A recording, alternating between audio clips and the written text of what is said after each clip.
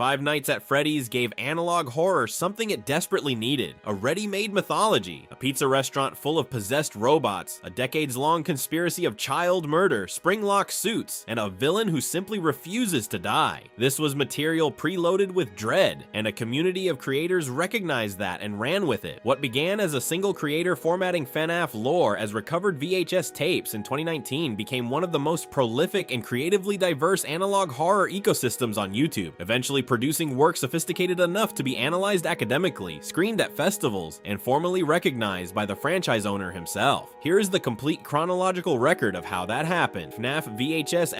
Everything starts here. In 2019, a YouTuber operating under the name Squimpus McGrimpus uploaded a video titled Fazbear Entertainment Video Manual, a short, deliberately degraded tape presenting itself as an in-universe maintenance guide for Freddy Fazbear's animatronics, complete with corrupted audio, distorted frames, and an atmosphere of creeping wrongness underneath the corporate instructional format. It was not the first FNAF fan video on YouTube. It was the first one that treated the VHS medium itself as the horror delivery mechanism rather than just a visual aesthetic. The narrative and thematic spin was a complete reconstruction of FNAF's canonical story reframed as found footage. The 12-episode series places the viewer in the role of Michael Afton recovering his father William's old tapes, and the story draws exclusively from the first 4 games. No sister location, no pizzeria simulator, nothing past FNAF 3. William Afton communicates through the tapes themselves. The possessed animatronics speak. The finale captures William's spring-lock failure in visceral audio-only detail that is considerably more disturbing than anything Scott Cawthon depicted in the games. Squimpus confirmed the series exists in its own alternate continuity, freeing it from the constraints of official lore while remaining emotionally true to it. The mechanical breakthrough was the format itself. No gameplay, no commentary, no traditional narrative structure, just recovered tapes presented as if they're real, with the horror embedded in what the tapes imply rather than what they show. The suppression of explicit visual horror in favor of suggestion and distortion made the series feel genuinely uncanny in a way jump-scare-forward approaches couldn't replicate. The community and Fazbear fanverse legacy of FNAF VHS is simply that it invented the subgenre. When Vapor the Gamer reacted to one of Squimpus's videos in late 2019, the channel's subscriber count jumped sharply, and within months, dozens of other creators were producing their own VHS format FNAF content. The template was established: degraded tape quality, corporate instructional framing, the suggestion of something terrible underneath the mundane surface. Harmony and horror. 1 month after Squimpus uploaded the first FNAF VHS tape, a creator named Baddington released the first episode of Harmony and Horror on December 21st, 2019. Baddington was already making FNAF adjacent content, but Harmony and Horror was something different. Not a FNAF fan series, but an original analog horror story that took FNAF's animatronic restaurant premise and reconstructed it from scratch with entirely new characters, mythology, and a villain whose crimes were considerably more specific and disturbing than William Afton's. The narrative and thematic spin centers on M&A Harmony Toys, a fictional toy company founded by Martin Graywinder, a man who murders his entire family and, with demonic assistance, reanimates their remains as living mechanical toys in pursuit of creating what he calls the perfect toy. Where FNAF frames its horror through corporate negligence and institutional cover-up, Harmony and Horror frames it through intimate domestic evil. The scale is smaller, the crimes are more personal, and the 3D animated toy aesthetic is brightly colored, deliberately uncomfortable, gives the series a visual identity distinct from anything else in the community. The mechanical breakthrough was Baddington's approach to 3D animation within the analog horror format. Most VHS-style horror relied on real footage with digital degradation applied. Harmony and Horror committed to fully animated environments that nevertheless sold the found footage illusion. Season 1 ended in October 2020. The channel hit 100,000 subscribers in early 2021, and Season 2 followed shortly after. By 2023, Baddington had released Season 1 on physical VHS cassette through retro release video, the analog horror format completing its loop into actual analog media. The community and Fazbear fanverse legacy of Harmony and Horror is the proof that the FNAF adjacent creator space was producing original work of genuine artistic ambition. It didn't need the Fazbear name to draw an audience. The tools the community had developed, the tonal language, the visual vocabulary, the structural approach, were transferable to entirely new stories, Eventide media-centered. Aiden Chick was already operating within analog horror through his his Tempest Universe projects when Eventide Media Center launched its first episode on February 15, 2020. The series is structured as a library of recovered tapes from the fictional town of Eventide Valley, Massachusetts, and its relationship to FNAF is indirect. It emerged from the same creative ecosystem, not the same IP, but its innovations were absorbed back into the broader community. The narrative and thematic spin is anthology horror with connected lore running underneath apparently disconnected episodes. One tape is a weather forecast, one is a nuclear safety guide, one is a city council meeting, one is a midnight movie. Independently, they seem unrelated. Accumulated, they build a portrait of a Massachusetts town where impossible architecture spontaneously materializes, creatures rise from the ocean floor, cults excavate buried giants, and the media center itself is quietly archiving evidence of a reality that is coming apart. There are no animatronics, no purple guy, no missing children, but there is the same core mechanic that made FNAF VHS work: horror embedded inside corporate and institutional media formats. The mechanical breakthrough was the anthology structure itself, which most analog horror series at the time were avoiding in favor of serial narrative. Eventide Media Center demonstrated that found footage horror could function as episodic anthology, each installment complete in itself, each contributing to a larger picture the viewer assembles without being handed it. The community and fanverse legacy of Eventide was complicated by real-world controversy. The episode Crimson Creek, which depicted an alien attack framed as a school shooting, generated significant backlash in late 2022, and Chick removed all content and suspended activity. 3 years later, in summer 2025, he made a full return, confirming he had been operating the acclaimed independent analog horror series Midwest Angelica in the interim. The series finale, Solemn Regression, was released in late 2025, The Walton Files.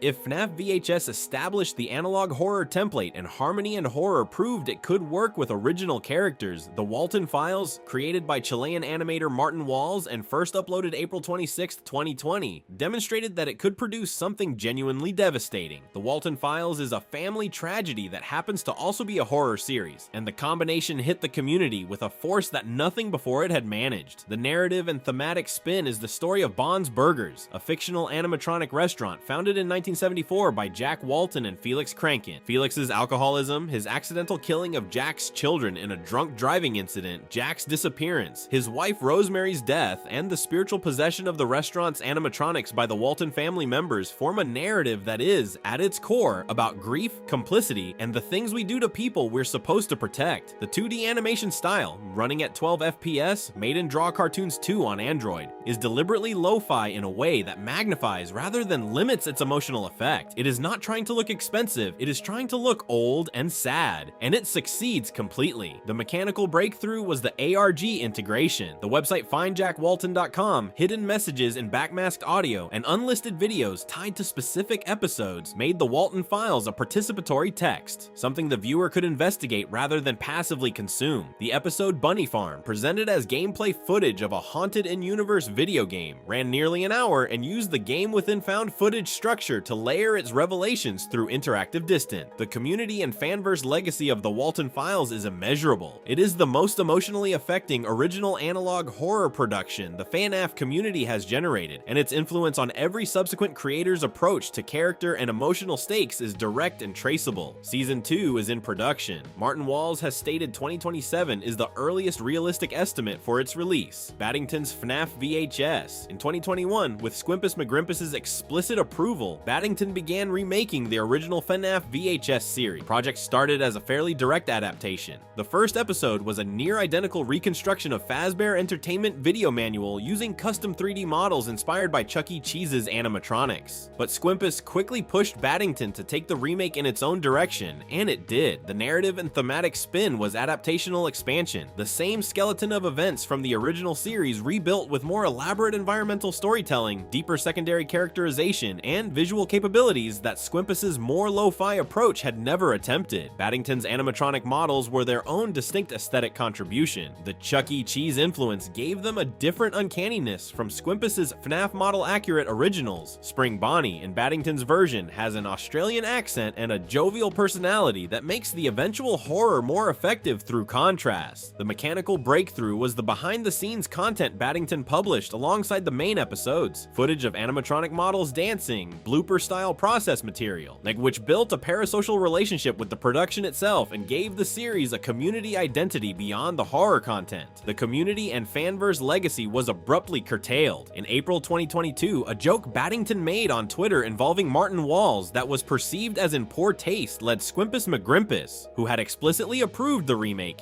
to explicitly forbid its continuation. The project was cancelled mid-production. The episodes that exist remain as a distinct incomplete contribution to the FNAF VHS lineage, evidence of what the format could do with more technical resources pointed at it. Five Nights at Freddy's VHS Remake. The cancellation of Baddington's personal remake did not end the community's appetite for reconsidering the original FNAF VHS series. Multiple creators had already been producing their own VHS format FNAF content before Baddington's remake began, and the community's collective engagement with the VHS remake phenomenon as a category, not just as Baddington's specific project, continued and expanded into a sub-community with its own distinct creative logic. The narrative and thematic spin across the broader VHS remake tradition is variation and interpretation, the same events of the first four FNAF games approached through different visual styles, emotional registers, and creative priorities. Some remakes emphasize the psychological horror of possession, others lean into the body horror implications of Springlock failure, others experiment with format, audio-only tapes, text-based tapes, interactive tapes. The freedom of working within a shared but non-canon framework meant that creative decisions could be radical without consequence. The mechanical breakthrough of the community-wide VHS remake phenomenon was the discovery that analog horror format and FNAF lore were essentially infinitely remixable. The same source events, the missing children, William Afton, the bite, the Springlock failure, could be approached from any angle and produce something that felt specific and original rather than redundant. The community and fanverse legacy is the VHS remake tradition's role in training the next generation of analog horror creators. Dozens of channels that now produce original analog horror content cut their teeth making FNAF VHS remakes, learning the tools, the pacing, the tonal calibration before moving into original work. The FNAF VHS community functioned effectively as an analog horror school juniors archive. Within the broader FNAF VHS ecosystem, the series operating under the banner of Fazbear Entertainment Juniors Archive, commonly abbreviated FEJA, operating from the channel Juniors as Employee, carved a distinct identity through its approach to the institutional corporate tape format. Where Squimpus's original series organized its tapes around the recovered evidence narrative, FEJA approached the archive format as an ongoing documentation project, presenting a sustained series of internal Fazbear Entertainment footage that included security camera recordings, maintenance logs, staff training materials, and event footage presented as genuine recovered documents. The narrative and thematic spin was the mundane record as horror, the idea that a comprehensive archive of a company's operations would, over time, document everything including its crimes, its failures, and its supernatural content, not through dramatic revelation, but through the accumulation of ordinary footage that stops being ordinary once you know what to look for. The series leaned into the institutional thoroughness of its framing, presenting content that seemed genuinely bureaucratic before revealing the wrongness underneath. The mechanical breakthrough was the archival completeness, the commitment to making FEJA feel like an actual institutional records collection rather than a curated selection of horror highlights. The pacing was deliberately slow, and the ratio of unsettling to mundane was higher than most comparable series, which rewarded patient viewers and created a genuinely different experience from the more dramatically structured FNAF VHS entries. The community and fanverse legacy of FEJA is its contribution to the institutional horror micro-tradition within FNAF analog content, a strand that prioritized bureaucratic authenticity over dramatic horror mechanics and demonstrated that the format had room for minimalist and archival approaches alongside more emotionally immediate storytelling. Footage 004. Within the FNAF VHS community, the short-form single-tape format, a standalone piece of found footage presenting one incident, one document, one surveillance recording, became a distinct subgenre alongside the longer serialized series. These individual tapes, often titled in the format of institutional documentation, a camera designation, a tape number, a case file identifier, operated as self-contained horror objects rather than installments in an ongoing story. Footage 004 exists within this tradition, a piece of community-generated FNAF analog horror formatted as security camera or surveillance footage, presenting a single recorded event through the degraded visual language of institutional documentation. The narrative and thematic spin in this format is compression, the entire context of the FNAF mythology implied through a single document rather than spelled out through narrative. The viewer brings their existing lore knowledge. The tape provides a fragment that those with that knowledge can read as devastating while remaining cryptic to outsiders. It is the analog horror format at its most economical and, when executed well, at its most unsettling. The mechanical breakthrough of the short tape format broadly is the removal of story infrastructure. No characters are introduced, no narrative arc completes. Something is shown, the tape ends, and the horror is entirely in the viewer's interpretation of what they saw. The format rewards the dedicated community viewer over the casual one, which builds a different kind of engagement. The community and fanverse legacy of this format tradition is its ongoing productivity. The short-form tape remains the most accessible entry point for new analog horror creators, requiring minimal technical resources and no ongoing commitment, while still functioning within the community's shared vocabulary. Dreams of an Insomniac. Dreams of an Insomniac, created by Canadian creator Pastra, also known as Pastra Speck, born Zachary Gignac, launched its first episode on Halloween 2022. Pastra was already a recognized voice in the FNAF community. His video essay catalog covered FNAF 3, FNAF 4, Sister Location, and Security Breach in sustained critical depth, which meant Dreams of an Insomniac arrived with an audience that trusted his judgment and was prepared for something thoughtful. The narrative and thematic spin is original creature horror in the found footage framework. The town of Eastridge County is being affected by creatures called Veldigans, whose physical contact deforms and warps human biology. Discolored skin, fused bones, and flesh, teeth appearing in wrong places, bleeding from all orifices.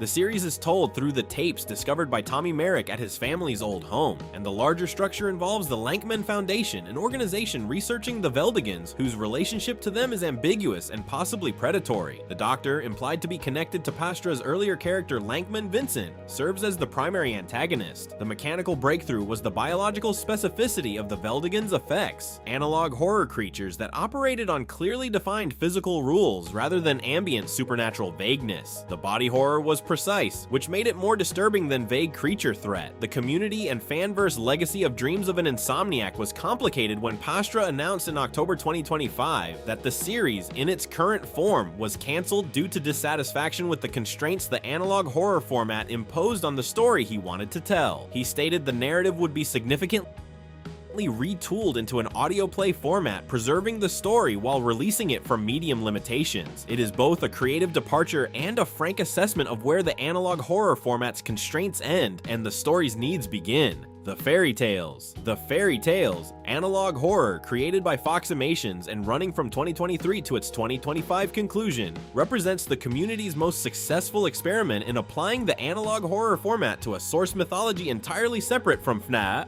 Where most entries in the community use the FNAF framework as either their direct subject or their structural template, the Fairy Tales used classic fairy tales, Little Red Riding Hood, The Three Little Pigs, Hansel and Gretel, and subjected them to the same grimifying treatment that analog horror had been applying to corporate mascot culture. The narrative and thematic spin is the backstory of the big bad wolf, here given the human name Owen, a young man driven mad when bullies burned down his house, who made a deal with a witch to become something inhuman in exchange for immortality and the ability to keep killing indefinitely.